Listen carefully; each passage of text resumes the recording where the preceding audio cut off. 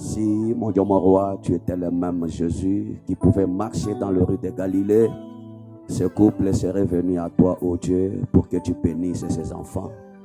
Comme tu nous as donné, Seigneur, ce pouvoir de perpétuer, ô Dieu de grâce, cette œuvre, mon Dieu, mon roi, c'est pourquoi ce matin, nous voici, Seigneur Banamain, avec ces enfants dans nos bras, de nous qui sommes tes serviteurs, ô Dieu. Merci, Père, pour ces jolis cadeaux que tu as donnés, Seigneur Jésus, à ce couple, Père. Toi, le même Dieu qui les a gardés pendant les 9 mois, Père, dans le sein de leur maman, tu es plus que capable pour pouvoir les protéger pendant qu'ils sont sur cette terre des vivants, ô Dieu.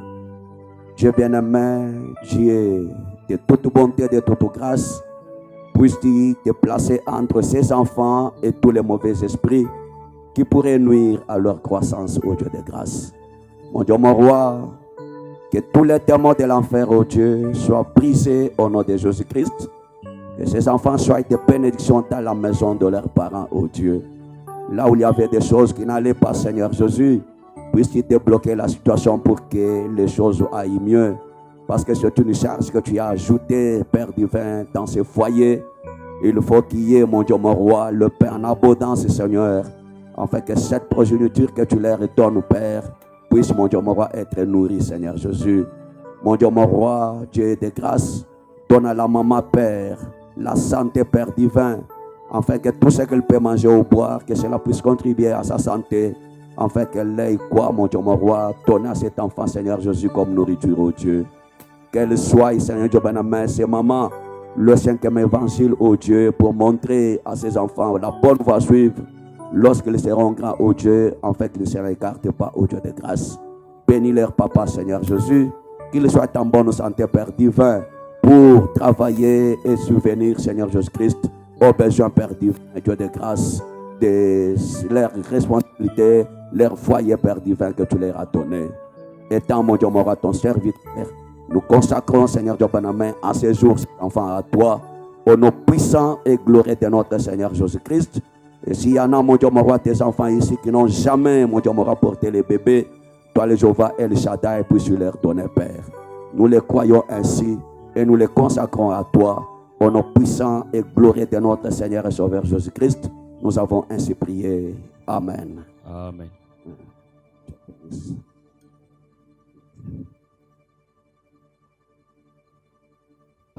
Ok. Ndio. Il y a aussi la prière d'anniversaire. Kuko tena maombi ya maadhimisho ya miaka mpya.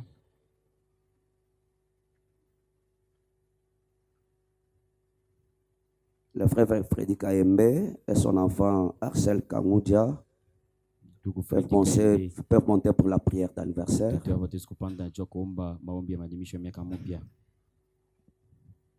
La sœur Mireille Mutoka demande aussi l'anniversaire de son... demande la prière de son anniversaire.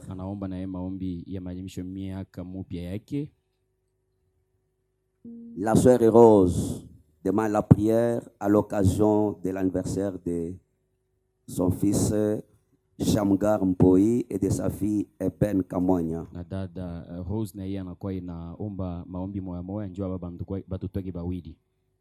OK. Pour gagner le temps, on va faire une prière d'ensemble. Njoo kuchukua wakati tutaweza kuomba maombi ya bantu bote pamoja. Nous prions. Tunaomba. Dieu tout-puissant, le Seigneur Jésus-Christ. Voici, mon Dieu, mon roi, tes enfants ici, ô Dieu. Je me sers, mon Dieu, mon roi. Il y a, Seigneur Benjamin, ton fils, ainsi que les enfants, ô Dieu, à qui tu as ajouté une année de plus, Seigneur. Il y en a qui sont morts, Père. Au moment où nous parlons, il y a ceux-là qui gisent, mon Dieu, mon roi, dans des frigos mortuaires, Seigneur Jésus. D'autres sont alités dans des hôpitaux, Père. Mais voici, mon Dieu, mon roi, ces jours.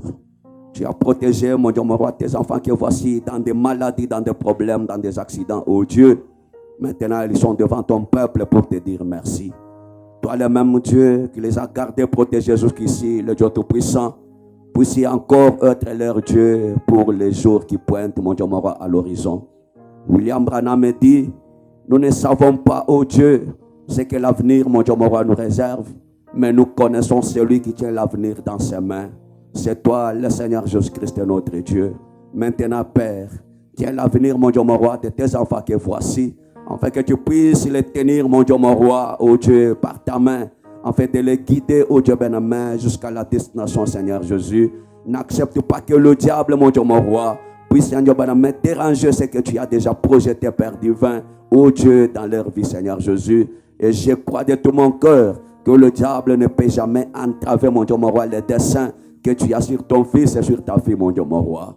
Merci Jésus pour, mon Dieu, mon roi, les jours que tu as, Seigneur, donné à tes enfants. Merci, mon Dieu, mon roi, pour leur nouvelle année que tu leur as encore ajouté au Dieu de grâce.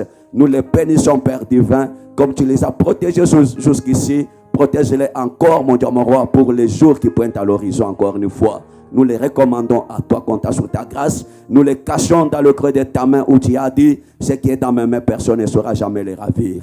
Protège le lieu de Branham, qu'il soit écrit, mon Dieu, mon roi, sur les paumes de ta main, ô Dieu, car personne ne peut jamais, mon Dieu, mon roi, venir les ravir, mon Dieu, mon roi, dans tes mains saintes, mon Dieu, mon roi, là où ils sont gardés, protégés, Père. Nous les consacrons à toi, dans le nom puissant et infaillible du Seigneur et Sauveur Jésus-Christ. Nous avons ainsi prié. Amen. Amen. Joyeux anniversaire. Joyeux anniversaire kwenu mwote. Okay.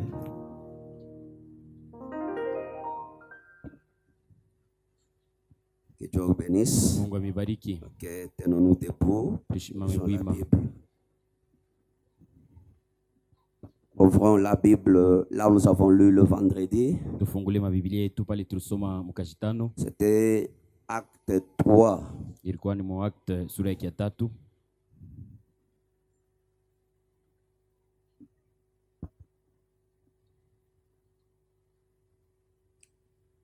Je vais lire ce premier verset, vous allez vous asseoir. Nitasoma mstari ya kwanza kisha mtikala. Les 6 premiers versets. Mistari 6 ya kwanza njo mtikala. Pierre et Jean montaient ensemble au temple. Petro na Yohano bakapande balikuwa binapanda pamoja vile ku kanisa. À l'heure de la prière. Wakati au saa ya maombi. C'était la 9e heure. Ilikuwa kanisa ya 9. Il y avait un homme boiteux de naissance. Kwa mtu mmoja kilema tangu kuzarikwa. Qu'on portait et qu'on plaçait tous les jours à la porte du temple appelé la Belle. Ule balikuwa bio na beba banaleta kumulango hii ya kanisa yenye kuita Belle. Mzuri. Pour qu'il demandait l'aumône à ceux qui entraient dans le temple. Njo alombe musada kwa aba balikuwa bikuningia mu kanisa. Cet homme voyant Pierre et Jean qui allaient y entrer. Uyo muntu akaona vile vile Petro na Yohano balikuwa bionenda njoo kuingia. Leur demanda l'aumône. Akabalomba musada. Pierre, de même que Jean, Petro vile vile Yohano na ye fixa les yeux sur lui et dit, bakamutazama macho pa ye vile na kusema, regarde-nous. Autuangalie. Et il les regardait attentivement, na akabangalia vile vile na usikilivu yote, s'attendant à recevoir de quelque chose. alikuwa inachunga kupokea kitu fulani kwabo. Alors Pierre lui dit, Pale pale Petro akasema, je n'ai ni argent ni or, shina ni fedha ni dhahabu, mais ce que j'ai, lakini ile niko nayo je te le donne. na nakupayo. Au nom de Jésus-Christ de Nazareth, Monjina Bwana Yesu Kristo wa Nazareti, lève-toi et marche. lamuka na tembea. Nous prions. Tunaomba. Merci Jésus pour la lecture de ta parole. Alors que nous venons, Seigneur, de la lire, viens nous en donner le contexte, circoncis notre entendement ainsi que nos lèvres. Tout esprit te soit soumis en cet endroit et que ta parole, mon Dieu, mon roi, réponde à toutes nos préoccupations. Nous les recommandons ainsi à toi, au nom de Jésus-Christ. Nous avons ainsi prié. Amen. Amen. Je vous asseoir encore une fois. Mutezi kuikala malengine tena. Ok. Vraiment, c'est avec ces écrits. Vile vile na yeye mianjiko. Ces écrits, ça nous a permis de pouvoir parler, de débuter vraiment un petit sujet intitulé l'expérience personnelle avec Dieu. Na hii mianjiko ikatupatia husu vile ya kusemezea paka kishino kidogo ya kusema kuonjo kwa kipekee na Mungu wenu. Une expérience personnelle avec Dieu. Kuonjo kwa kipekee na Mungu. C'est ce que nous avons commencé à parler depuis le vendredi. Njo yenye tunaanza kusemezea tangu mkajitano. Ok. Alors, nous avons ceux-là qui étaient là quand nous avons introduit ça. Ndio bali barikuya hapo wakati ile turingisha ikishina.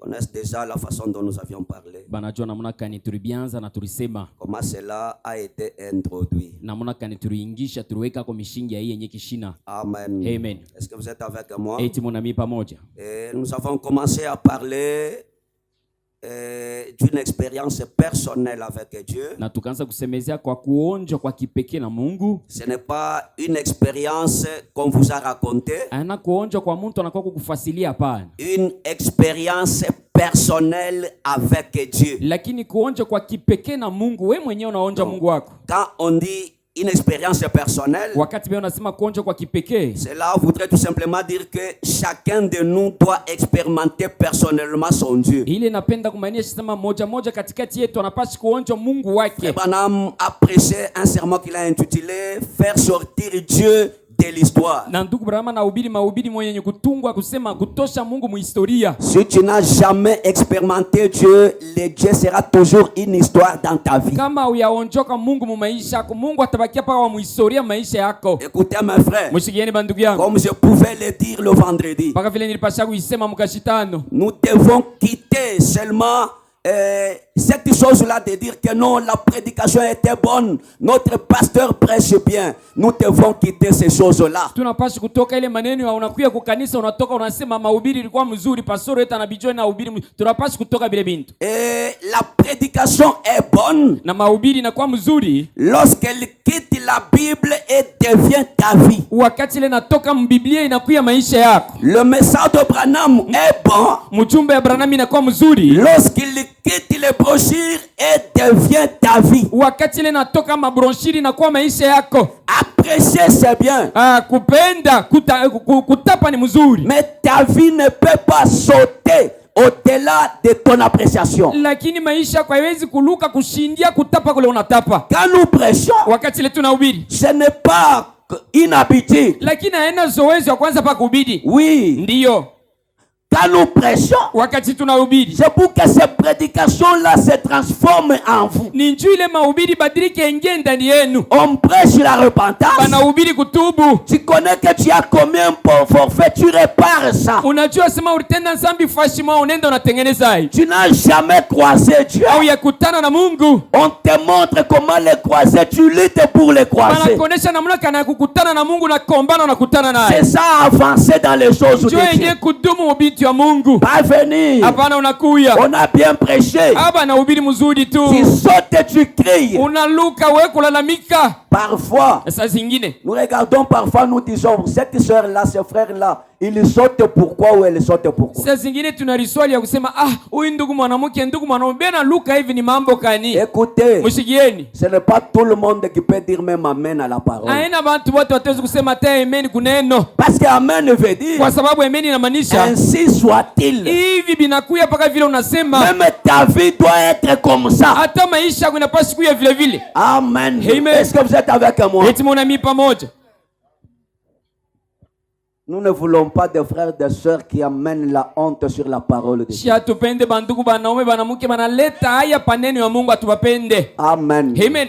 Rehoboth Tabernacle n'est pas un conglomérat d'aventuriers. Ni kusema Rehoboth maskani aina nkunji fashile ba aventurier banakuwa banakusanyika pana. Amen. Amen.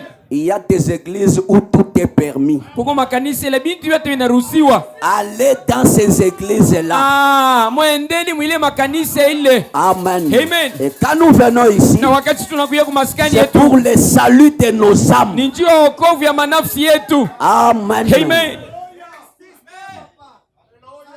Ba jeune sera abekwa pa ana babibienne. Voyez? Mnaona? Moi na mwe ba jeune frère abekwa pa na babwanene. Ndio. Voyez? Mnaona? Et quand vous voyez un frère et nakuya seo ni natafuta sema nikowe. Pasteur Ashioe le mambo c'est un aventurier. Ni muntu wa bongo ule muntu wa vile. Amen. Amen. Na kawe muzazu netika kile kintu Pasteur Ashioe na we muzazu kwa aventurier. Sunaruliza mbela sema jua nini Pasteur Ashioe. Bale ba frère ba ville. Leur place n'est pas ici. Bale bandugu ba vile fashi ya bwana huku. Nous voulons les gens qui ont l'expérience expérience avec Dieu. Shituku lazima na bantu wale beko na onjo moya na Mungu wako. Amen. Amen. Ce que toi tu fais là, tu vois que nous ne pouvons pas le faire. Kile wewe unafanya wewe unawajisema wengi wa kubijua sana shi hatuwezi kubifanya. Voyez. Mnaona? Voyez. Mnaona? Maintenant Pierre et Jean, Sasa Petro na Yohana venant de rencontrer Dieu banakwambia mimi natokea kukutana na Mungu à la Pentecôte. kule ku Pentecote kule. C'était des gens sans instruction, Ilikuwa ni bantu washipo mafundisho, des gens ordinaires, bantu babulebule ba chini chini, mais qui savaient quand même qu'ils avaient rencontré Dieu. lakini bale balikutana ko na Mungu. Cet homme ici, Huyu muntu huyu un paralytique, un boiteux de naissance. ni usema kilema watangu alizariko. La Bible dit, Na Biblia kunasema il était dans cet état pendant 40 ans. alikuwa mwile hali mu miaka 14. Les hommes ne pouvaient rien lui donner. Musadile bantu wanaanza kumpatia kipashi kumpatia kitu. Chaque jour, on les transportait, on les ramenait chez lui. Siku yote walikuwa bena munyangula pale banamrudisha kwake. Après la Pentecôte, Kisha Pentecote, la Bible dit, Biblia kunasema Pierre et Jean Petro na Yohana allaient adorer au temple. balikuwa beonenda kuabudu Ils kanisa. ont trouvé cet homme-là Banakutanisha ule muntu ule. qui demandait l'aumône. Ule alikuwa inaloma musada. Pierre et Jean le Na regardent. Petro na Yohana banamwangalia. Il lui dit, Banamwambia, nous n'avons pas l'or, "Shia tuna na nous zabu, n'avons pas l'argent, pesa yenyewe tuna mais naye. nous avons quelque Lakini chose. tuko na kitu Nous kimoja. avons Jésus Tuko na Yesu. qui peut te faire marcher. Hatuwezi kukutembesha. Nous avons Jésus Kuna Yesu. qui peut te donner plus que ce qu'un homme ne peut jamais Ule te donner. hatuwezi kukupatia kushinda kile muntu ule hatuwezi La kukupatia. Bible Na dit, Biblia unasema maudit c'est lui qui se confie dans l'homme. alainiwa huyu wote analitoa mikono ya muntu. Amen. Amen. N'ayez pas les mains tendues devant les hommes. Musikwe na mikono ya kunyolosha paka kumbele ya bantu, hapana. Tendez les mains vers votre Dieu. Nyoloshe mikono kwa Mungu Il wenu. est celui qui donne sans déception. Ni ule konaleta bila kubambishana haya. Amen. Amen.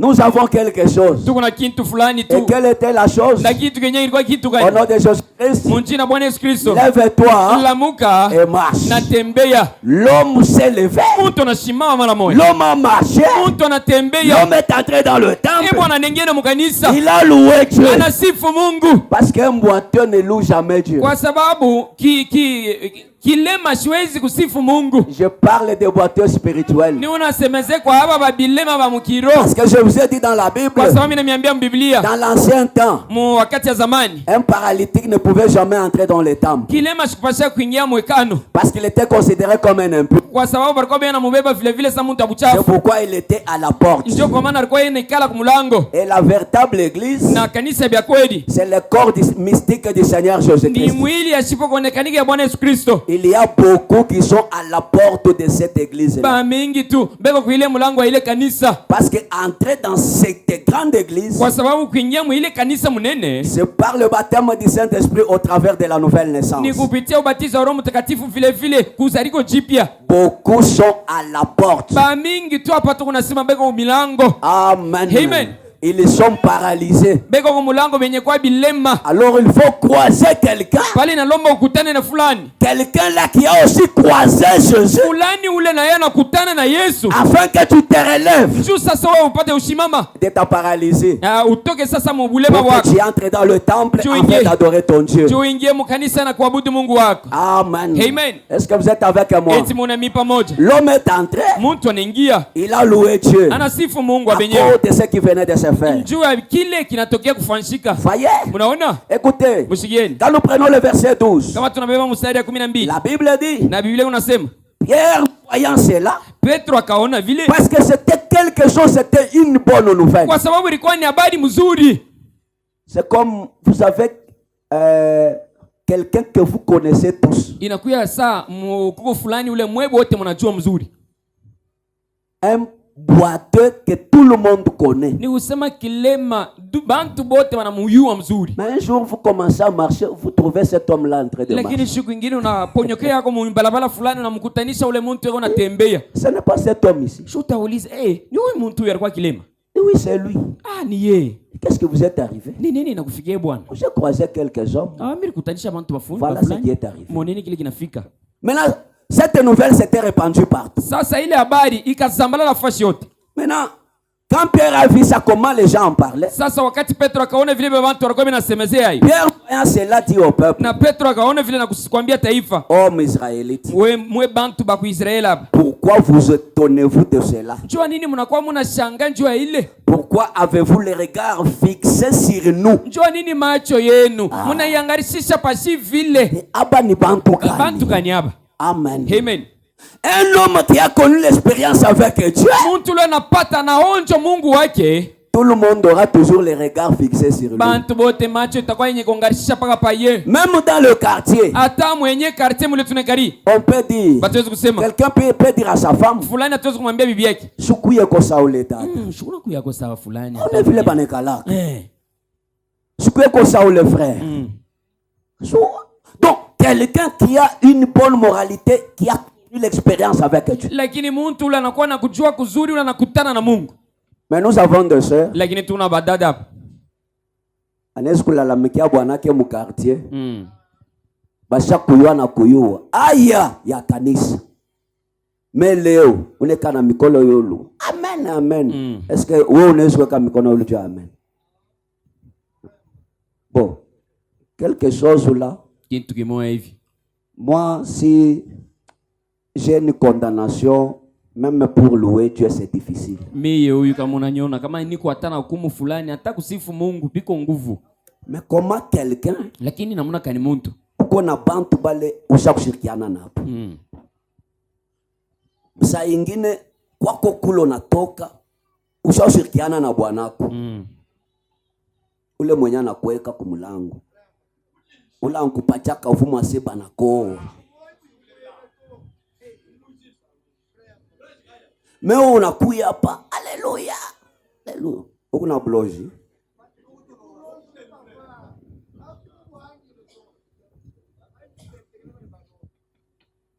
Donc la première chose, ni usema kitu kia kwanza, sois en ordre avec toi-même. Kuya mooda na wewe mwenyewe.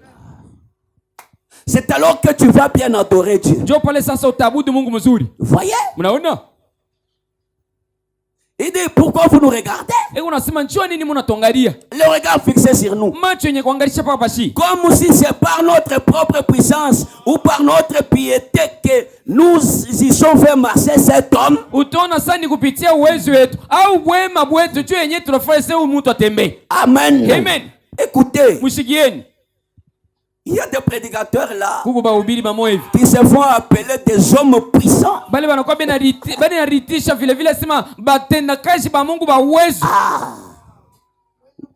J'ai un homme puissant. Je suis un homme puissant.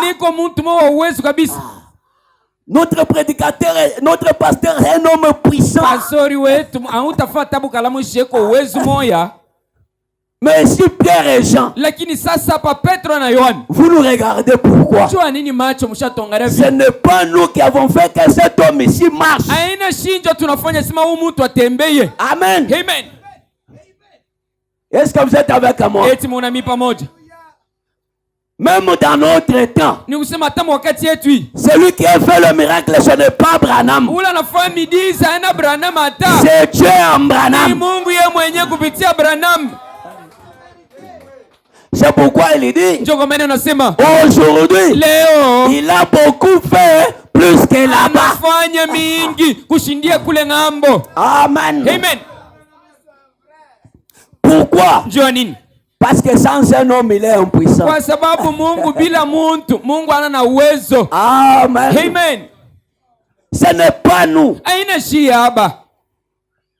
Vous nous regardez. Donnez la gloire à Dieu. Ce n'est pas nous qui avons fait que cet homme ici marche. Vous savez, frère Branham me dit, l'homme qui a fabriqué les bras artificiels a beaucoup de renommée, plus que Dieu lui-même qui a fabriqué le véritable bras.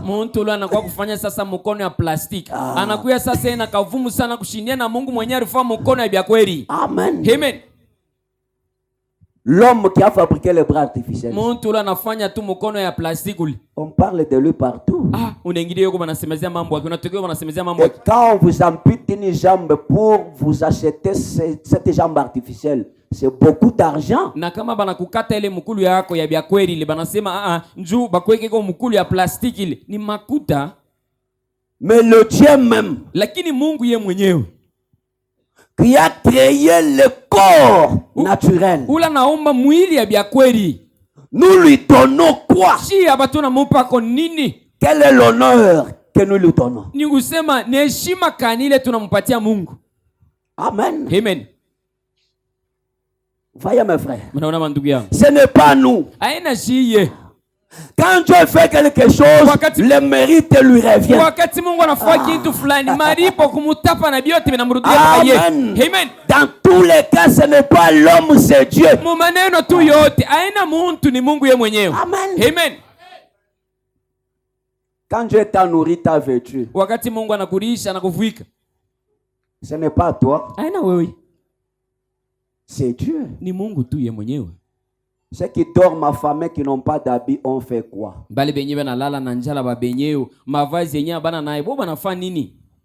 Voyez? Et tu peux même commencer à te moquer des gens, c'est comme si c'était par ta force. Voyez?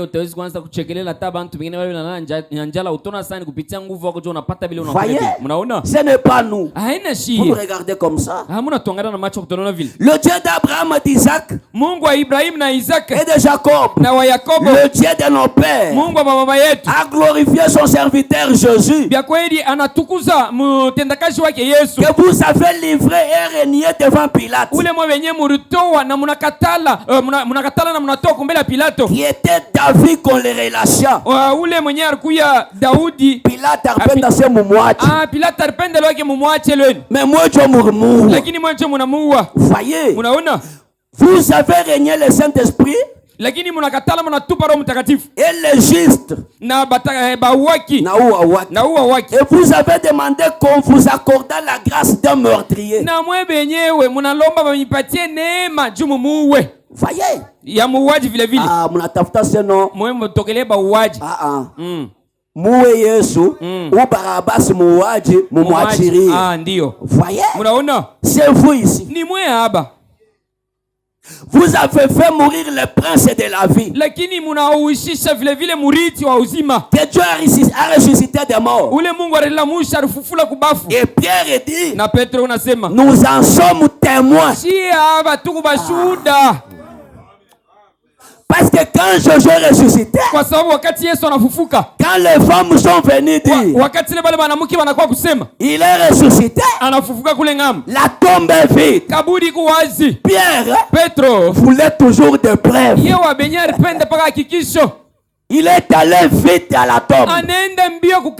Il est descendu dans les sépulcres. Il a regardé de l'ange qu'on avait, avec lequel on avait enseveli Jésus. Était resté, Jésus ressuscité. Et dit, nous en sommes témoins. Et Frère Branham nous a dit, tu ne peux pas témoigner de Jésus sans connaître l'expérience avec lui. Pierre dit, nous en sommes témoins. C'est par la foi en son nom. Cette fois-là, a raffermi celui que vous voyez et connaissez. C'est la foi à lui qui a donné à cet homme cette entière guérison en présence de vous tous.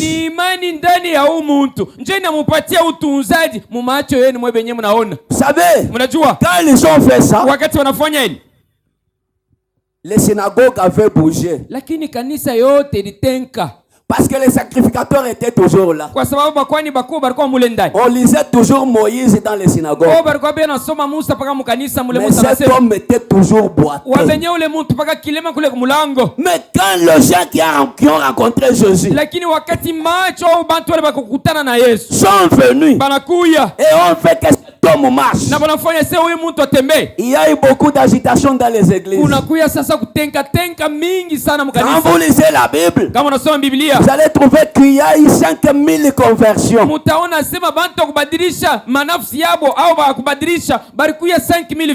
Laissez-moi vous dire, Dieu fait lui-même sa publicité. Mungu yeye mwenyewe ndio anatangaza kafumo wake yeye mwenyewe vile vile. Amen. Amen. Quand la marchandise est bonne, elle se vend seule. Wakati ile kintu kya kujisha kiu kizuri, kiko na rujisha kio kenyewe. Ils ont dit non. Kwa wanasema pana. C'est la vérité. Ni ukweli tu. 40 ans. Miaka 40. Cet homme. Huyu mtu. Nous étions avec lui. Tulikuwa naye tu. Tous les pasteurs étaient là. Batumishi wote shibarku hapa. On le lisait toujours Moïse. Baraka bio nasoma mpaka sio Musa anasema Maintenant quand les sacrificateurs ont vu ça. Sasa wakati bakuli bakuba naangalia banona. Parce que vous savez. Kwa sababu unajua.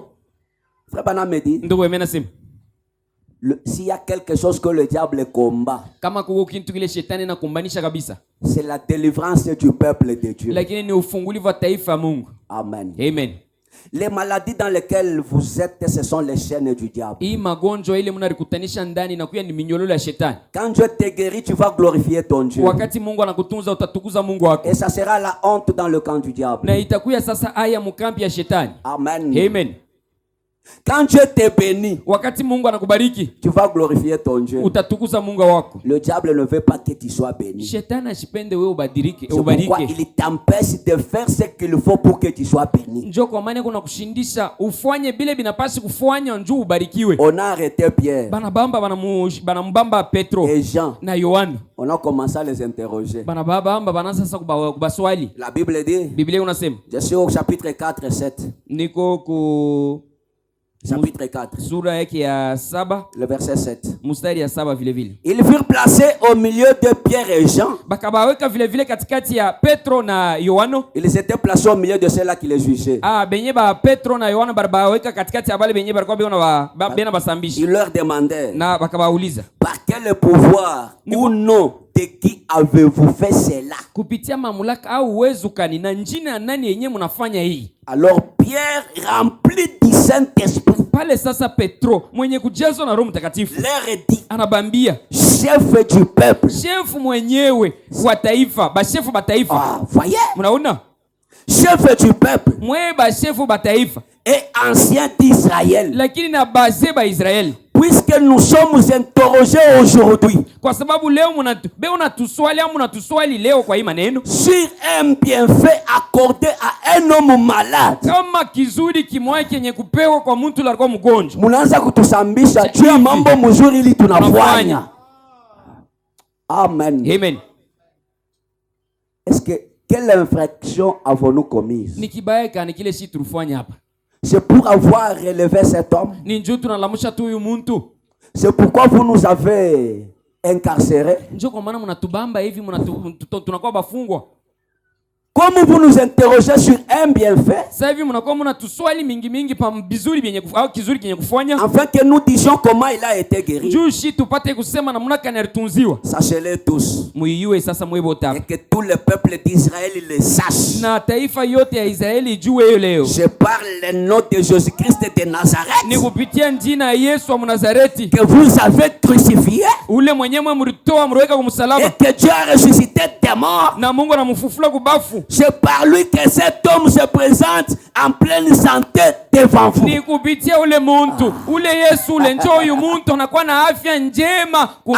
Avant ça, Pierre fouillé ne pouvait pas témoigner devant les chefs comme ça.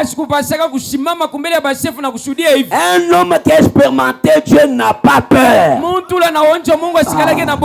Amen. Amen. Un homme qui a expérimenté Dieu ne dort jamais qu'à ombrèche. Parce que le Dieu qui est dans la personne se nourrit de cette parole qu'on prêche.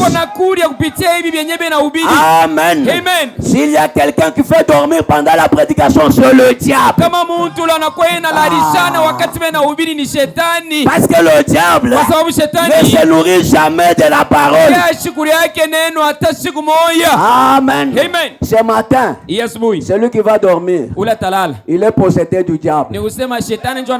Écoutez le huissier. Ne relevez personne. Moi, Dieu monte à l'aller. Laissez-lui dormir. À l'autre. Comme un château qui est.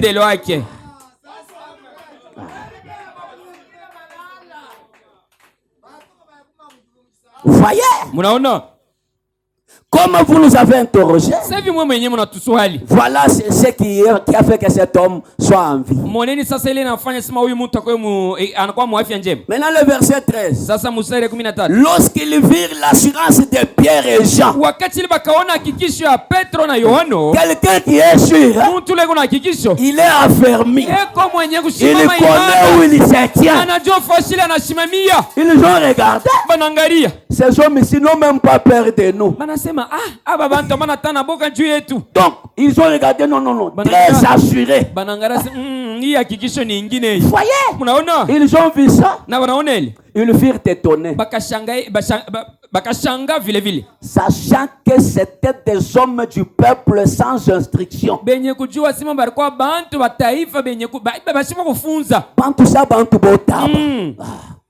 Sans instruction.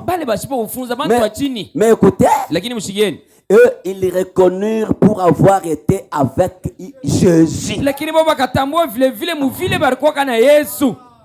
Ceux-là qui les interrogeaient reconnurent que ces hommes ici ont été avec Jésus.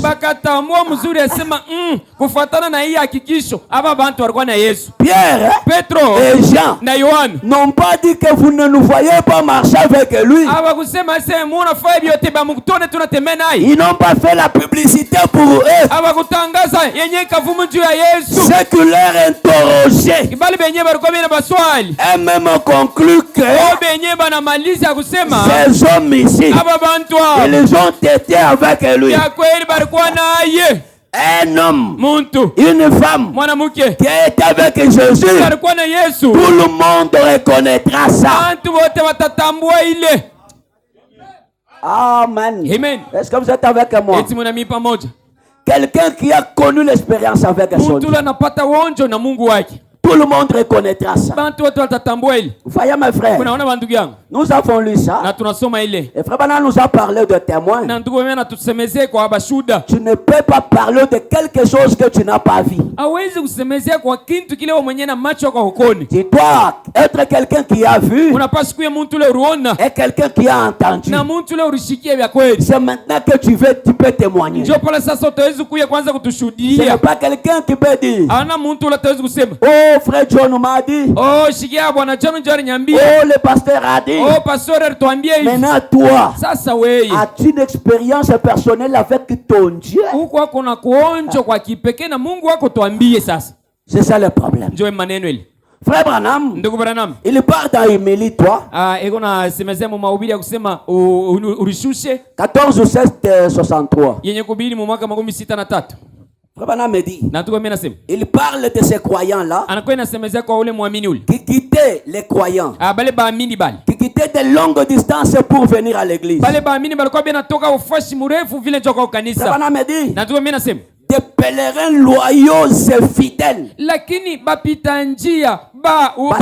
Basafiri vile vile unyenyekevu yenye waaminifu kabisa, parce que sur la terre chaque chrétien est un pèlerin. Kwa sababu mpa hapa mkristo wote ni msafiri vile. Ces fidèles là étaient des pèlerins qui étaient loyaux. Bale benye waaminifu barikuya sasa ni basafiri bale barikuwa na waaminifu yote. Frère Branham me dit, na tuko mimi nasema comme je les aime.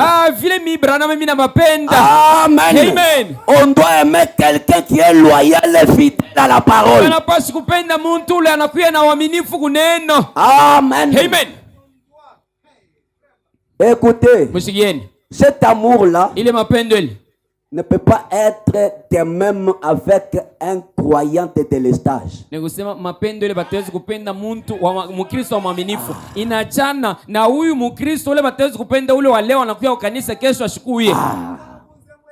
Voyez. Écoutez. Sans ce message, on ne se reconnaîtrait jamais.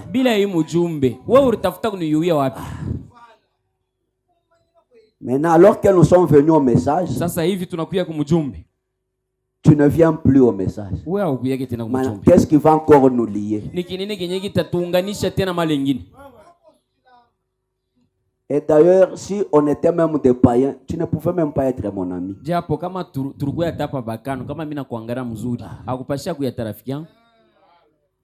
Mais à cause de ce message, vous n'êtes pas des amis, mais de véritables frères et sœurs. Mweye vile muko pale. Amuna barafiki lakini banduku babia kweli.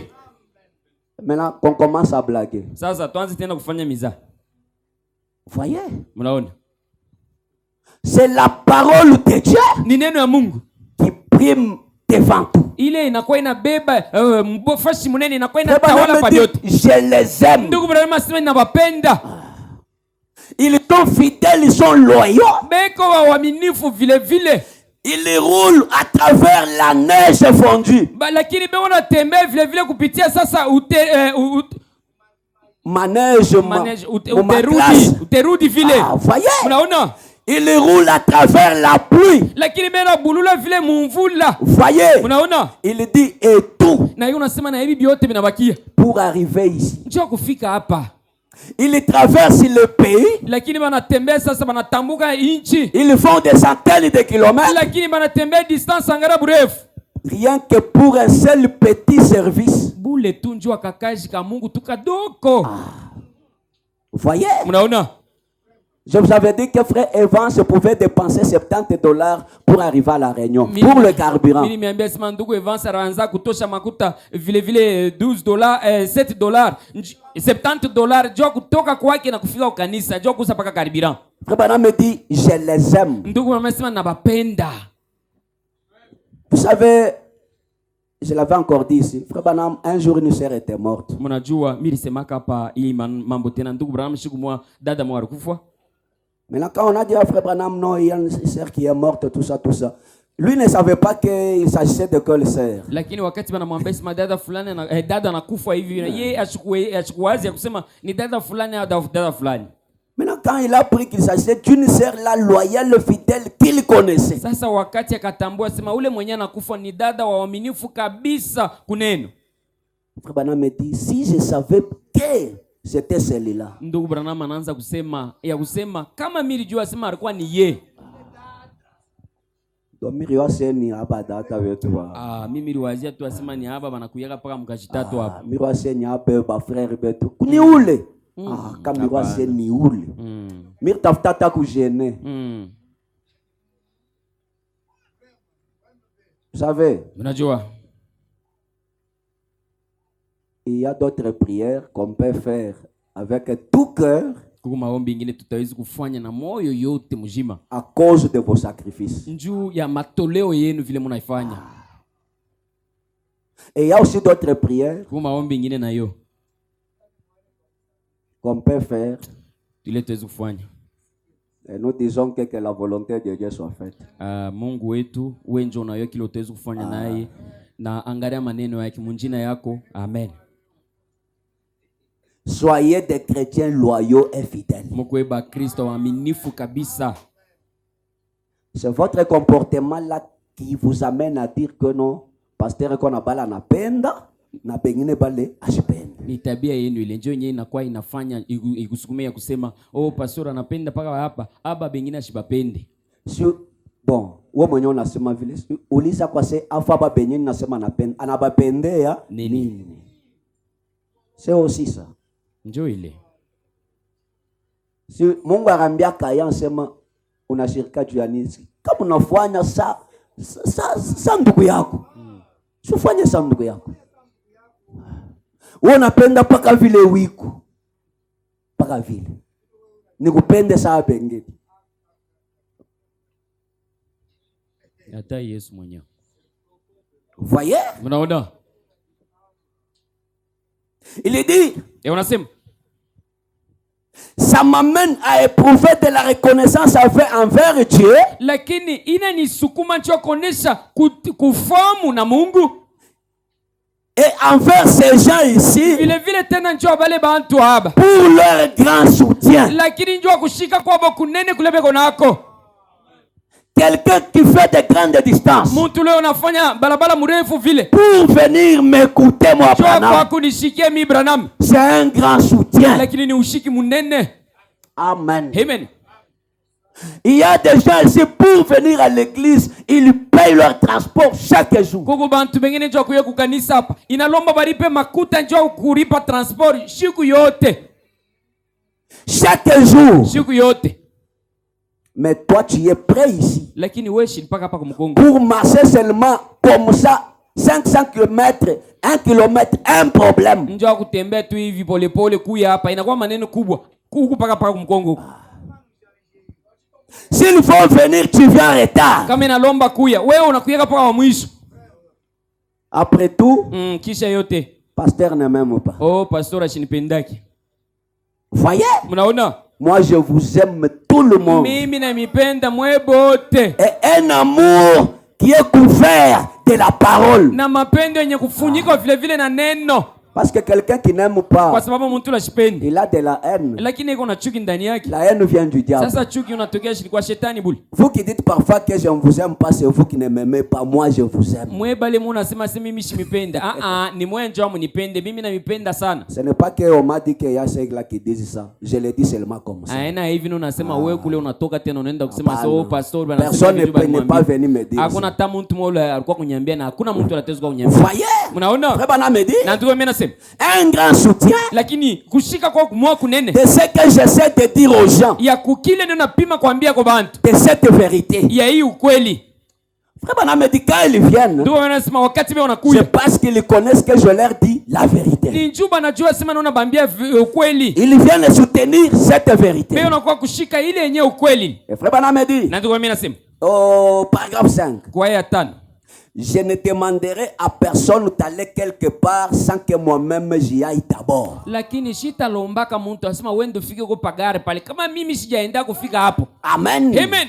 Pour savoir si c'est ce qu'il faut ou pas. Njoo mimi kujua kwanza sema njoo yenyewe inastahili au hapana. Frère Mala me dit. Na ndio mimi nasema. Je ne demanderai à personne de faire un pas en Dieu que je n'ai déjà fait moi-même. Siwezi kuambia mtu afanye kwa toa moyo mbia Mungu kama mimi mwenyewe sijafanyaka maisha yangu. Et donc je ne sache que c'est la vérité. Na ile mimi mwenyewe sijua sema ambao ni ukweli. D'abord, kwanza il faut que ça soit la parole du Seigneur. Inalomba ikuwe kwanza neno ya Bwana. Ensuite, je dois faire le pas pour voir si c'est bien ce qu'il faut faire. Kisha mimi napaswa kufanya hatua njoo kujua sema njoo yenyewe inastahili kufanya hapana. Puis, si c'est bien ce qu'il faut faire. Kisha kama ni mzuri au ni kizuri kile ninapaswa kufanya. Alors je peux dire. Pale sasa nitaweza kusema. Montez par ici. Mpandie kupitia huko. Voyez-vous? Mnaona? Il s'agit d'ouvrir la voie. Hapa maneno ni ya kufungula balabala. Donc tu expérimentes toi-même la chose. Unaonja kwanza kintu wewe mwenyewe. Après tu peux dire aux autres de l'expérimenter. Kisha ndio tusikwambia watu wengine sema mkwe muonjeni na mwe. Et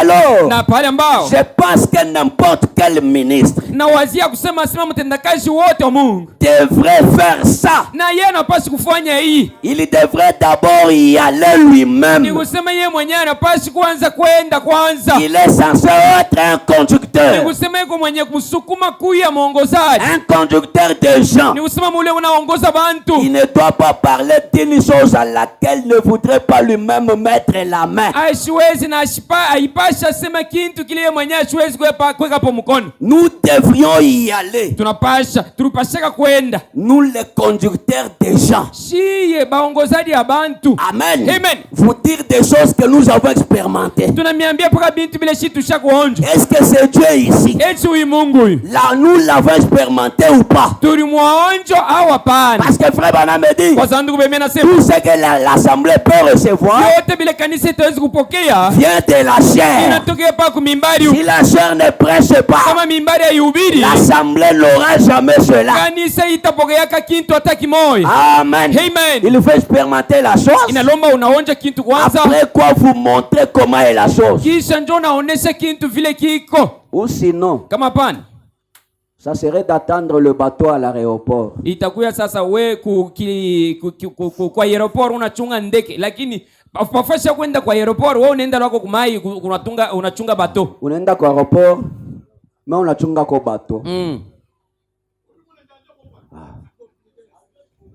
Voyez? Mnaona?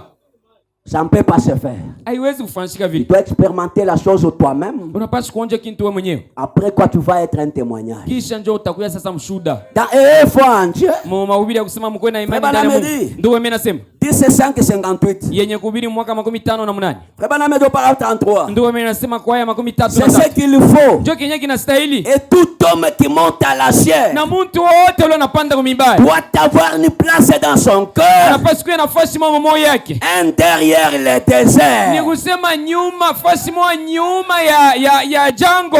Amen. Amen. Là où il a rencontré Dieu. Fasi ile mwenye nakutana na Mungu wake. J'ai rencontré Dieu. Nakutana na Mungu. Tu peux dire à l'auditoire que j'ai rencontré Dieu. Pale sasa utaweza kuambia kanisa sasa Et mimi tu peux nakutana na Mungu. amener ce Dieu là à l'auditoire. Utaweza kuleta ule Mungu kwa kanisa. Amen. Amen. Voyez, Mnaona?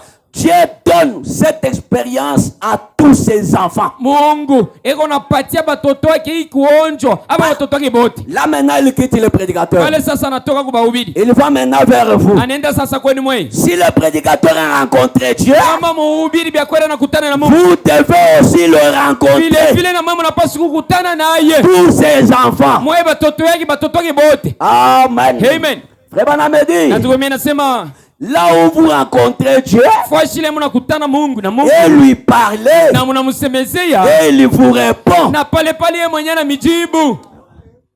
Est-ce que vous croyez William Branham? Eti mnaamini ndugu Branham? Quand on a sombré tout dans le monde, on a quoi c'est mnenda consulter pasteur. On a pasteur. Voyez. Mnaona? Station mirenda ko pasteur na vile mina sema. Na vile mina toka paka mecho. Amen. Amen. Mais Dieu, Lakini Mungu quand tu lui parles, il doit te répondre. wakati unamsemezea anapaswa kukujibu. Munyumba shase muko muntu. De kuanza kukonkola, aba yakufunguri. Amuna muko muntu bya muntu. Anakufa. Eko na shikio bya shikio. Tu dois savoir que j'ai rencontré Dieu, je lui ai parlé, il m'a répondu. Unapaswa kutambua sema nakutana na Mungu mimi namsemezea na yeye mwenyewe ananijibu. Est-ce qu'on me suivait bien? Eti mnanifuata mzuri. Rencontrer Dieu. Mkutane na Mungu. Parce que tu ne connais pas la fin de ta vie sur cette terre. Kwa sababu wewe mwenyewe ujue mwisho maisha yako pa dunia hapa. Amen. Amen. Les projets c'est bien. Lakini C'est que les projets que tu as c'est bien. mambo yote uko nayo ni mzuri. Et ça doit aboutir par la grâce de Dieu. Kweli kweli inapaswa kufika kumwisho upitie neema Mungu. Est-ce que tu y as rencontré Dieu? Eti unakutana na Mungu kweli? Est-ce que tu lui as déjà parlé? Eti ushamsemezea? Est-ce que tu as une expérience avec Eti Dieu? kuna kuonjo naye pamoja? Voyez, Mnaona?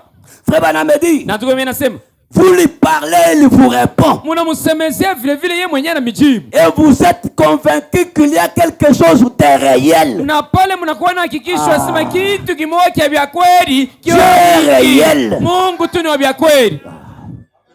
Vous lui parlez, il lui répond. Unamsemezea yeye mwenyewe anakujibu Mungu ule. Vous êtes convaincu qu'il existe. Unakuwa na hakikisho asema vya kweli huyu Mungu yuko hapo. Frère Branham me Na dit, ndio mimi nasema quelqu'un qui connaît que Dieu est réel, mtu anajua asema Mungu ni wa kweli, tu ne peux pas l'empêcher de croire son Dieu. hawezi kumshindisha ule mtu aamini Mungu wake.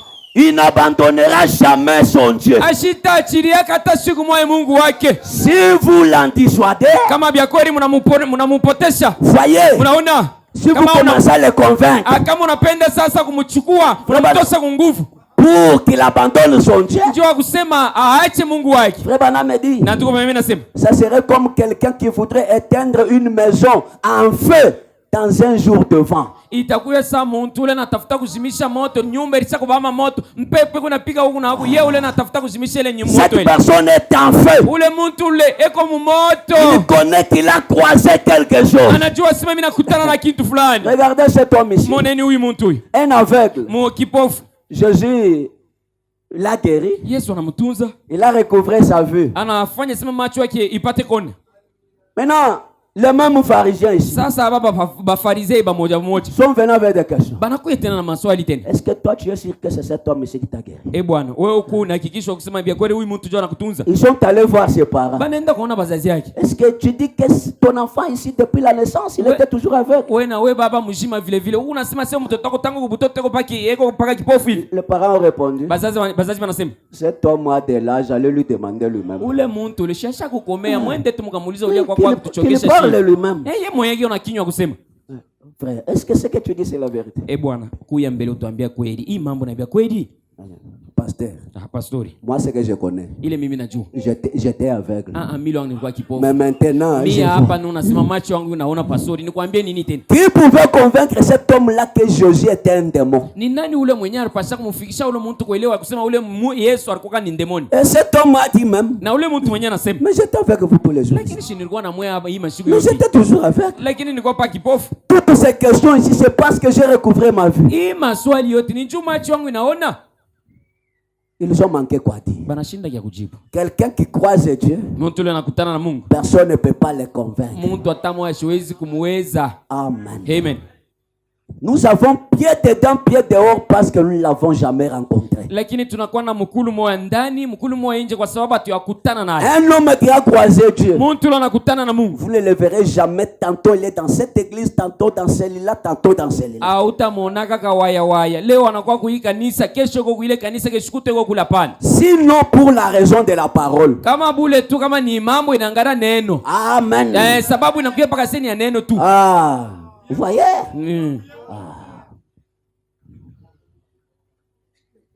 Vous savez, frère Branham me dit, quand j'arrive dans une église, là où il n'y a pas le plein évangile, je vais là-bas, je prends mes tas et nous sortons. Ndio anasema kama mimi nenda mkanisa napata utele ya injili haina nakamata bibi yangu kwa mkono. Mwa bana twende. Vous voyez? Mnaona? Frère Branham me dit, na tuko mimi nasema, vous êtes convaincu qu'il y a quelque chose de réel. Bia kweli mnakuwa na hakikisho kusema kitu kimoja bia kweli. Tous les docteurs en théologie du monde entier pourraient donner des explications dans tel sens. Badaktari ba kufunza Mungu kwa masomo na boba tezu kuya pa kuleta mafafanusha yabo mnamuna yoyote. Et parler dans tel autre sens. Na kusema mnamuna ingine. Mais ils ne pourront jamais vous retirer cette expérience de derrière le désert. Lakini hata mala moya hawezi kuminyanganya kule kuonjo kwa nyuma mule mchango. Où vous rencontrez Dieu face à face. Kule mnakutana na Mungu usu kwa usu. Amen. Amen. Vous rencontrez Dieu face à face. Unakutana na Mungu usu kwa usu. Et là, posez-vous la question. Sasa hapa mliswali sasa swali. Dieu est réel. Mungu abia kweli. L'avez-vous déjà rencontré face à face? Unakutana naye macho kwa macho. Vous priez. Munaomba. Et vous sentez que Dieu m'a exaucé. Na wewe mwenyewe unaelewa sema hapa Mungu ananijibu. Amen. Amen. Je sais pas si le révérend Toussaint c'est qui nous a parlé de Badi Robinson ici. Sijue kama ni ndugu Toussaint unana anatuambia kwa mambo inangara Robinson hapa. Il dit Seigneur. Anasema Bwana, je suis un homme mauvais. Niko mtu mubaya mi huyu. Je suis au champ. Niko kwa mashamba. Je ne vais pas aller dans la ville. Mimi sipende kwenda mtaoni sans t'avoir rencontré. Bila kukutana na wewe. Si tu ne me donnes pas le Saint-Esprit ici dans les champs, kama tu unipatie Roho Mtakatifu mu mashambo, mimi sitarudia. Je ne rentrerai jamais. Pale utakuyaka. Utakuta kifulusha mifupa hapa. Wewe mwenyewe utakumbuka se huyu mtu mirimaka Roho Mtakatifu. Yeye huyo. Mungu anaangalia akabwana. Kiko terrible. Kana nipika paka pale peko na uma. Kiko terrible. Anarudia kwake pia kuachana na vile anaenda kwa mashamba. Dieu est réel. Mungu tu ni wa vya kweli. Frère Branham me dit, ndugu mimi nasema, je voulais rencontrer Dieu. Nilipenda mimi kukutana na Mungu. J'étais pécheur. Nilikuwa mtenda dhambi. Je voulais lui demander pardon de mes péchés. Nilipenda kumlomba buluma cha mazambi yangu. Mais je ne savais pas prier. Lakini mimi sikujua kuomba. Qu'est-ce que je devais faire? Nilitafuta kufanya. J'ai écrit une lettre à Dieu. Mimi naandikia Mungu barua. Cher Dieu, Mungu wetu, je sais que tu es partout. Mimi najua sema kufuashi yote wewe. Tu vas passer ici. Najua sema utapitia hapa. Alors, lorsque tu vas passer, ambao wakati ile utapitia hapa, voici ma lettre accrochée à un arbre. Tazama sasa barua yangu hiyo mimi nalamika hiyo kumuchi. Frère Branham me dit, ndugu mimi nasema, il m'a répondu. Ya kweli ananijibu. N'est-il pas le même Dieu? Ashina tena Mungu moya moya. Amen. Amen. Dieu, Mungu, lors de l'enlèvement ne viendra pas chercher ton corps là que tu embellis. Wakati ya unyanyuko ashita kuyaka jua kuona sasa ile usu yako na bile benye una depend. Pour enlever ce corps là non. Kunyanyula ile mwili ila pana. Il va venir chercher une partie de lui qui est en vous. Atakuwa kutafuta kipande kyake kenye kuya ndani yako. Est-ce que tu as cette partie? Eti uko na kile kipande. Frère Branham me dit, rencontrer Dieu face à face. Mukutane na Mungu uso kwa uso. Une expérience personnelle avec Dieu. Kuonja kwa kipekee na Mungu wenu. Un foyer où l'homme a rencontré Dieu, la femme a rencontré Dieu. Ndoa ile bwana anakutana na Mungu, bibi na yeye pia vile vile anakutana na Mungu. C'est pas comme ça, c'est l'enfer sur la terre. Lakini kama maneno haina vile, ni adezi munaishi munyumba yenu. Amen. Amen. Vous trouvez un frère et lui ne vit pas la parole. Unakutana na ndugu ye kuishi neno haiwezi kuishi. Mais il veut que sa femme vit sa parole. Lakini anapenda bibi aishi neno ile bwana unasema. Hapana. Hapana. Ça ne se fera jamais. Haitafanyika hata siku moja. Amen. Amen. Autenda na ukanisa kule. Aushikie bile bana ubiriaka au bisikiaki. Misho nataka leo nenda mle mkanisa au taanza kwenda. Wewe. Est-ce qu'on afanya bile Mungu anakuambia? Mais tu es aussi l'épouse de Dieu. Lakini wao bibi harusi wa Mungu. Mais comment toi tu ne vis pas la parole, tu veux que ta femme vive la parole. C'est réciproque. Auishi neno lakini unapenda bibi aishi neno. Binakuwa bibi unaingia huko binatoka huko. Voyez? Unaona? Wewe unapenda na hii masumission yenu mko nayo.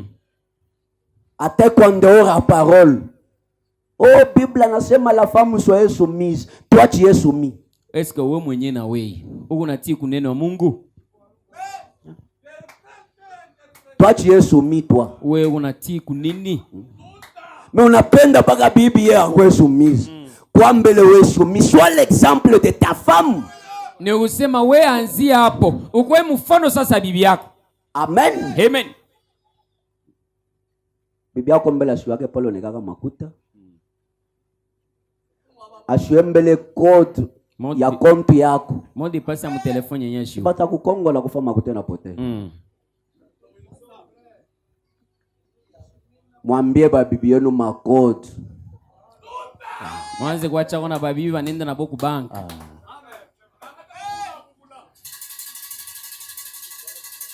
Unaweza kulukula useme tena memakuta yako mu telefone.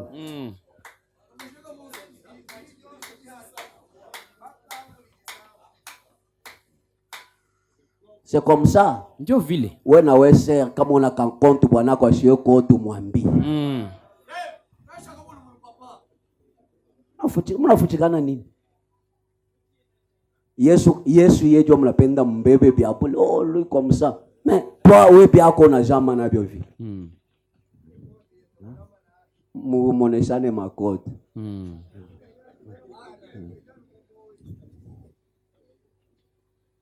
Muoneshane makoti frère. Unataka une sœur que bibi yako asiwe kodi ya simu wako hata wewe mwenyewe.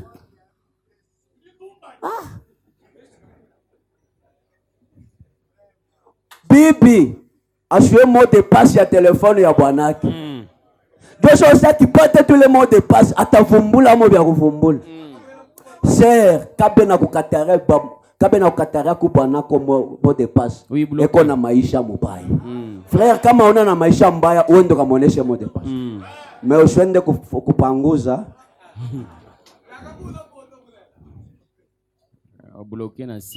C'est la transparence. Lakini ni kuweka binti vyote peupe. Voyez? Mnaona? Toi tu n'es pas soumis. Ouais, auti. Mais tu veux que la femme soit soumise. Lakini unapenda bibi yako kwa haina tii. Aka.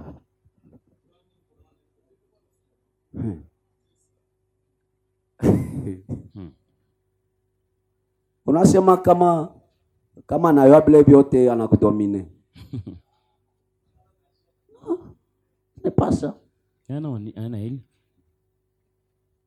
Donc, ushakweka makuta munyumba fasile bibi asiyo.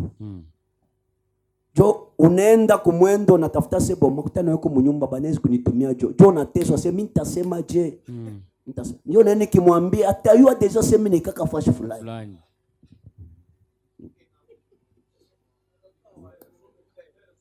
Uko mama makuta mingi unapota paka vile. Frère asa kujika munyumba. Jo nakopa bishilani kunyumba. Serika unaipata unaibloke mbele. Unaitrepeke na wewe. Unaibloke mbele mais usidepenser. Toi muntu anapanda na shuka. Upaka kimya. Nakumbaki histoire ya mama la ranza kwenda na fuchika makuta paka mwese. Koneke uneke. Siku manyoka nengia mwese banachoma ka wese. Mama, wese yangu bwana se. Wewe yengaka wese. Unalia nini? Micho miriengaka wese. Minka, you know, hii wese na mfasha mambo mbaya. Inafaa mambo mbaya. Mambo gani? Sema. Wewe yengaka uchumbulaka. Kenye kile banachoma ni kiayu. Banakukalamusha. Unalia nini?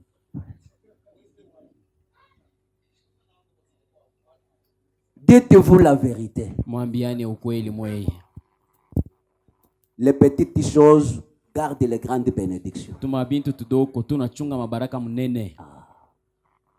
La femme c'est votre partenaire. Bibi yako ni kusema ni ule unatumika naye pamoja. Elle est votre héritière. Ni kusema njoo mwenyewe muriti wako. Maintenant comment vous pouvez lui cacher ça? Namuna kanotezi unamukata vile hata wewe mwenyewe. Voyez? Naona. Mimi wase mama Miresa na wasalera hapo. Mais ashue code, asha kusabu code. Sasa hapa code. Mama batakukumbusha. Frère Bana me dit. Na tuko mimi nasema. Dans la reine du midi. Mahubiri reine wa midi.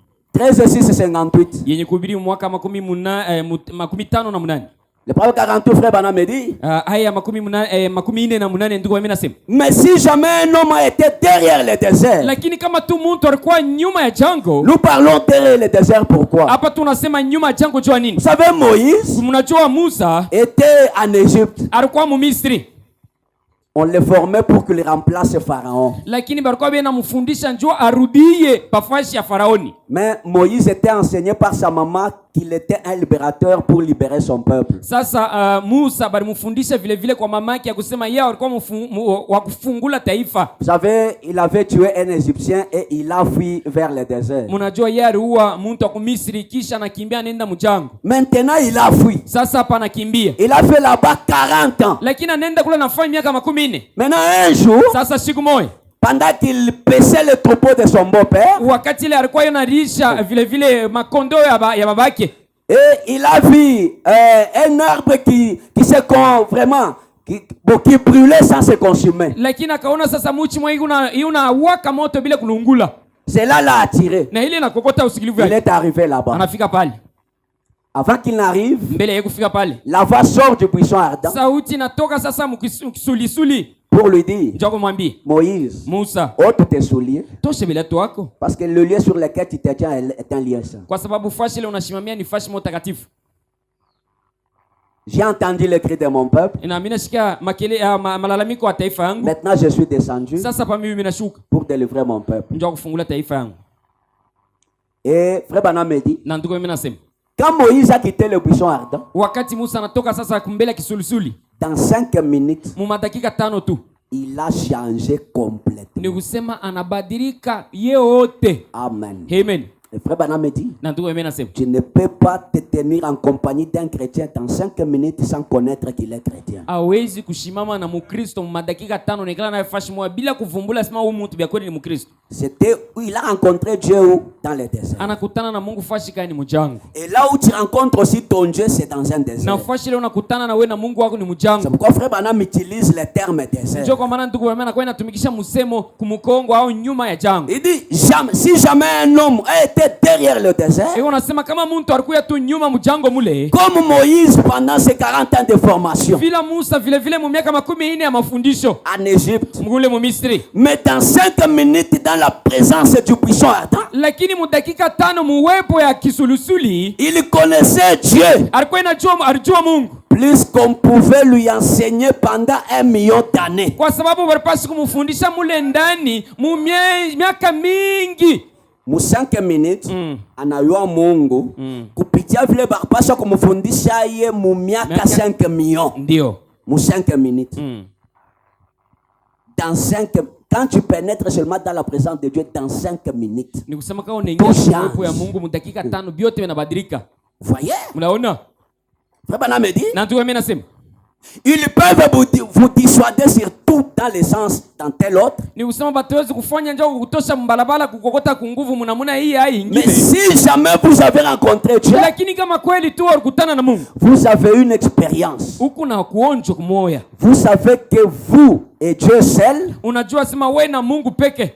vous vous teniez sur ce terrain-là. Kweli mnakuwa mnashimamia pa ile fashi ile. Et Satan ne peut pas y mettre ses pieds sales essuyés. Na shetani asiwezi kubeba tumikulu yake twa buchafu. Anatuweka pa ile fashi juu kuchafula hiyo. Quand quelqu'un rencontre Dieu, Wakati Mungu anakutana na Mungu, le diable ne peut pas venir là où il est. shetani asiwezi kuya pale eko. Est-ce que me suivez bien? Eti mnanifuata mzuri. Bana me dit, il ne peut pas venir avec ses pieds sales essuyés là où tu es. Ndugu wamesema asiwezi kuya na mikulu yake ya buchafu kuweka pale njoo achafule ile fashi ile mwemwe kwa pana. Comme Job l'a dit, Paka vile Job alisema, je sais que mon rédempteur est vivant. mimi najua sema mkombozi wangu yuko unaishi. Il s'élèvera le dernier jour. Atalamuka siku ya mwisho. Satan ne peut pas mettre ses pieds sur ce terrain où Dieu et vous seul, Shetani asiwezi kuweka mikulu yake pa fashi ile wewe na Mungu peke. vous vous étiez tenus. Fashi ile mwe benye mlishimama. Amen. Amen. Ils sont saints et séparés tout le reste. Ni kusema peko takatifu pa ile fashi kutosha na hivi yote. Donc vous êtes saints et séparés de tout. Na pale sasa mwe na mwe mnakuwa batakatifu bakuachana na biote. Vous étiez là. Mlikuwa pale. C'est à vous que cela est arrivé. Ni kwenu mweye njo ile ilifikia. Et vous savez que c'est réel. Na mnajua sema ni kweli. Vous savez que c'est réel. Mnajua sema ni kweli. Amen. Amen. Dans la foi, je vais terminer. Mahubiri imani. Du 29 12 au 57. Ya mu mwaka 57. Le paragraphe 21. Aya 21.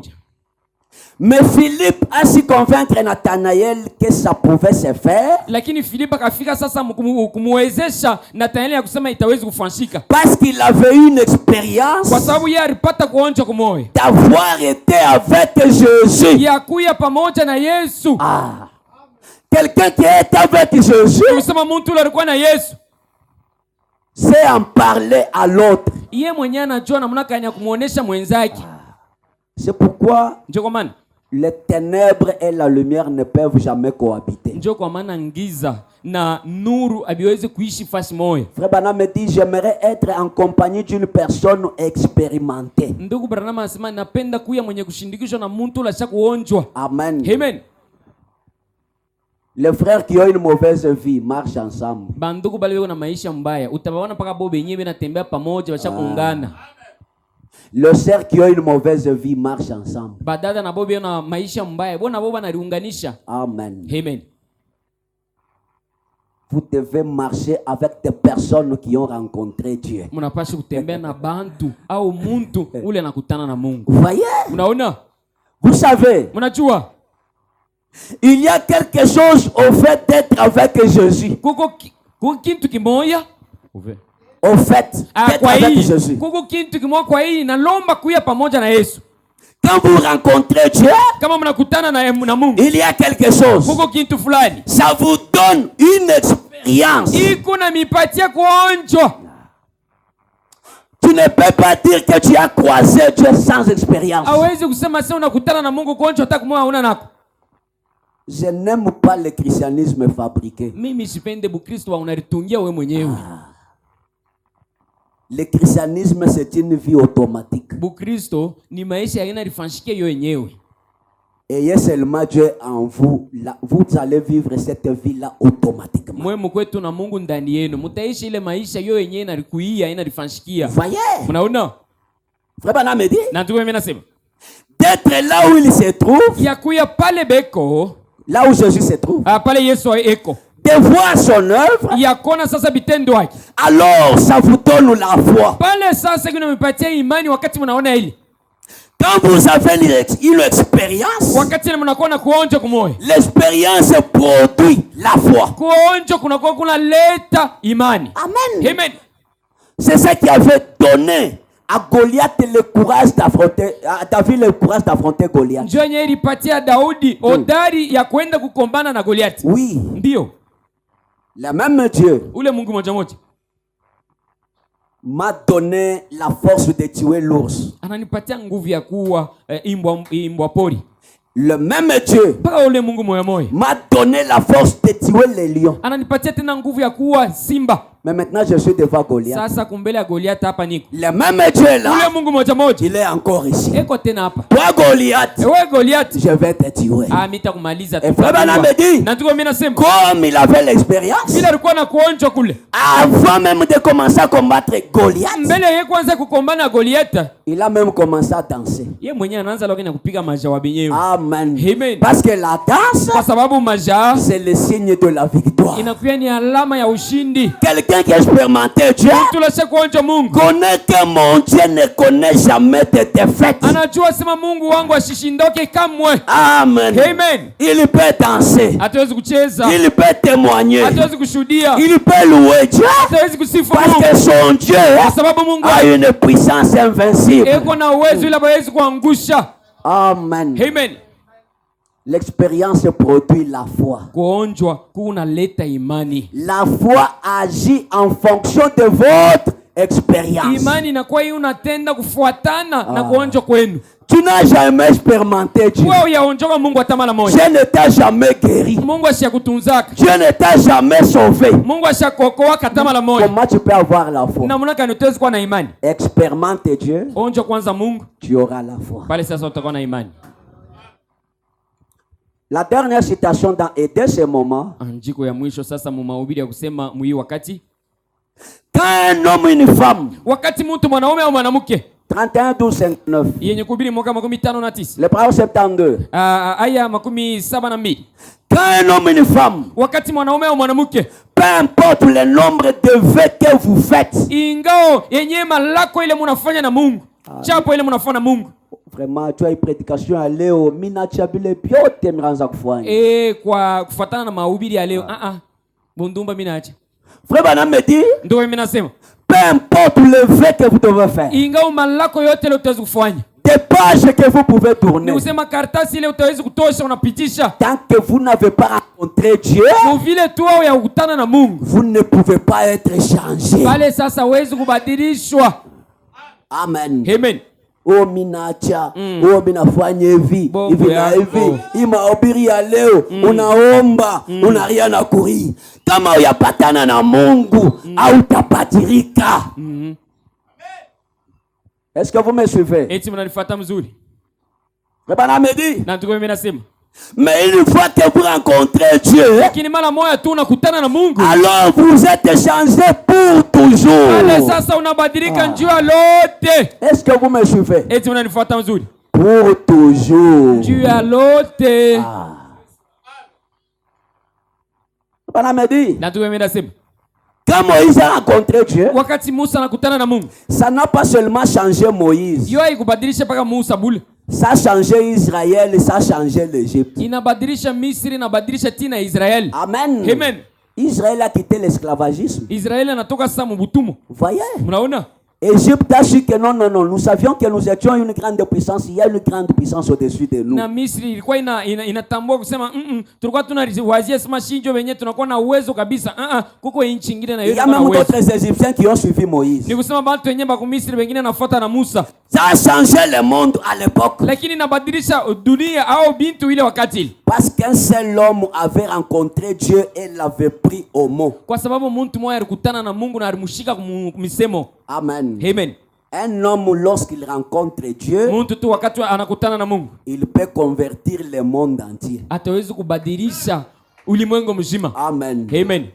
Comment toi tu as rencontré Dieu, tu ne peux pas convertir même ta maison. Namuna kani wewe mwenyewe unaamini Mungu vya kweli hawezi kubadilisha hata nyumba yako. Amen. Amen.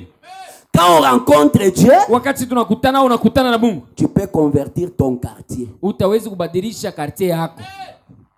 Même si tu ne le vois pas, Hata kama mwenyewe uone. on parle de toi partout. Kweli bana kwa mimi nasemezea juu yako mafashi yote. Quand un homme rencontre Dieu, Wakati mtu tu anakutana na Mungu, il est la grâce pour sa maison. eko neema juu ya nyumba yake. Il est la grâce pour son quartier. Eko neema juu ya quartier yake. Il est la grâce pour sa famille. Eko neema juu ya jamaa yake mzima. Amen. Amen. Ce qu'il nous faut aujourd'hui, Ile natulomba leo c'est quelqu'un qui va rencontrer Dieu face à face. ni mtu ule atakutana na Mungu uso kwa uso Lui parler de la situation. na kumsemezea juu maneno yake. Amen. Amen. Est-ce qu'on dit de rencontrer ton pasteur? Eti wanasema sasa wewe kukutana na pastori wako. Rencontrer ton diacre? Eti wanasema wewe kukutana na diakri wako. Non. Hapana. Rencontre ton Dieu. Kutana na Mungu wako. Parle-lui de ta situation face à face. Umsemezee juu maneno yako uso kwa uso. Voyez? Unaona? Le baname dit, Na ndio mimi nasema quand des hommes rencontrent Dieu, wakati mtu anakutana na Mungu, les choses changent. vitu vinabadilika. Est-ce que vous me suivez, mes Eti frères? mnanifuata mzuri bandugu yangu. Quand les hommes et les femmes rencontrent Dieu, Wakati watu wanaume na wanawake wanakutana na Mungu, les choses changent. vitu vinabadilika. Tes choses n'ont pas changé Vitu vyako havibadiliki parce que tu n'as pas rencontré Dieu. kwa sababu tina hapa huyakutana na Mungu. Ta vie n'a pas changé Maisha yako haibadilike parce que tu n'as pas rencontré Dieu. kwa sababu hukutane na Mungu. Si tu veux que ta vie change, Kama unapenda maisha yako ibadilike, rencontre Dieu. kutana tu na Mungu. Me dit. Na ndio mimi nasema. Et à partir de ce moment-là, Na kuanzia sasa ile wakati ile Moïse, Musa, le lâche, quelqu'un qui était lâche, mtu yule alikuwa sasa wabule Mzaifu. mzaifu. Voyez? Unaona? Moïse, Na Musa, celui qui était en fuite, ule alikuwa ashakimbiaka. avait été changé. Ba kweli alibadilishwa. Et dès ce moment, Na kuanzia ile wakati ile il est devenu le serviteur du Seigneur. akakuya sasa mtendakazi wa Bwana. C'est toujours comme ça que ça s'opère. Lakini binalapa vile ndio vile vinatendekaka. Quand un homme rencontre Dieu, Wakati mtu tu anakutana na Mungu, les choses changent. vitu tu vinabadilika. Mettons-nous debout. Tusimameni bwima. Quand un homme rencontre Dieu, Wakati mtu anakutana na Mungu, les choses changent. vitu vinabadilika. Tu veux que ta situation change? Unapenda sema maisha yako ikintu ama maneno yako Tu veux kubadilika. que les choses changent dans ta vie? Unapenda vitu vibadilike maisha yako. Rencontre Dieu. Wewe kutana tu na Mungu. C'est la solution. Njoo yenyewe jibu ile. Rencontre Dieu Kutana tu na Mungu. pour que la situation de ta vie change. Njoo maneno ya maisha yako ibadilike. Ma soeur rencontre Dieu. Dada, kutana na Mungu. Mon frère rencontre Dieu. Ndugu yangu, kutana na Mungu. Ta vie va changer. Maisha yako itabadilika. Une expérience personnelle avec Dieu. Kuonja kwa kipekee na Mungu. Quand tu expérimentes Dieu, Wakati unakutana na Mungu na umonja Mungu, ta maladie devient la bonne santé. maisha malaria yako inakuwa afya njema. L'incrédulité devient la foi. Kutokuamini munakuya sasa imani. La pauvreté devient la richesse. Umaskini munakuya sasa butajiri. La stérilité devient la fertilité. Sasa munakuya ni buzazi sasa. Quand tu rencontres Dieu, Wakati unakutana na Mungu, les choses changent. bintu tu binabadilika.